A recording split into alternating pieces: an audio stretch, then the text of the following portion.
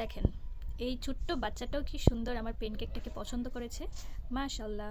মানে ও একবার খেয়েছে, তারপরে হচ্ছে আবার নেওয়ার চেষ্টা করছে।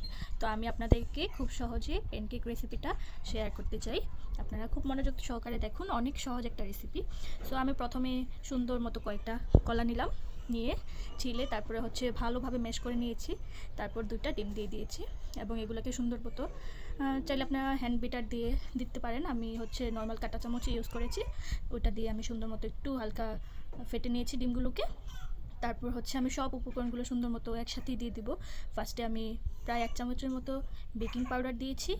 তারপর দিব হচ্ছে হালকা মানে লবণ পরিমাণ মতো আপনার যতটুকু লাগে।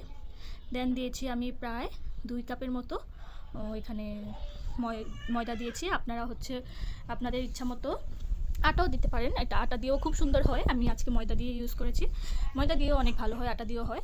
তো আমি 2 কাপের মতো দিয়েছি। তারপর আমি তেল দিয়ে দিলাম, সুন্দর মতো তেল দিয়ে তারপর পরিমাণ মতো পানি দিতে হবে, গুঁড়া দুধ দিতে হবে। তারপর আমি হালকা একটু চিনি দিয়ে দিয়েছি, কারণ একটু মিষ্টি মানে যে যেমন খান আপনারা ওইরকম মিষ্টি চিনি ইউজ করবেন। তারপর আমি কম চিনি দিয়ে আমি একটু মধুটা বেশি করে দিয়েছি, কারণ চিনি তো এত বেশি স্বাস্থ্যসম্মত না, আর সকালে খাচ্ছি। সো মধুটা ইউজ করলে মানে আমার কাছে টেস্ট মানে মিষ্টিটা হালকা হালকা মনে হয় আর একটু ফ্লেভার আসে, আমার কাছে ওটা ভালো লাগে। দেন আমি গুঁড়া দুধ দিয়েছি, গুঁড়া দুধ আমার কাছে কম মনে হয়েছে তাই আমি দিয়ে দিলাম আর একটু বেশি করে। আগে পরে একসাথে সবগুলো মিক্স করে দিয়ে দিতে পারেন, এই যে দেখুন। তারপর আমি পানিও ইউজ করেছি, করে আমি সুন্দর এরকম একটা ব্যাটার তৈরি করে নিয়েছি। যেহেতু আমি লিকুইড দুধ দিই নাই, আমি একটু গুঁড়া দুধের পরিমাণটা বেশি করে দিয়েছি। তারপর আপনারা আমি আবার প্যানটাকে অনেক আগেই গরম হতে দিয়ে দিয়েছিলাম, যেন সুন্দরভাবে একটু গরম হয়, হালকা হিটে দিয়ে দিয়েছিলাম। তারপর আমি সুন্দর মতো হালকা একটু অয়েল দিয়ে অয়েলটাকে ব্রাশ করে নিয়েছি, দেখতেই পাচ্ছেন আপনারা। তারপর আমি একটা বড় প্যান নিয়েছি যেন একটু তাড়াতাড়ি করে বানিয়ে ফেলা যায়। তো আমি ফার্স্টে দুইটা করে ট্রাই করছিলাম।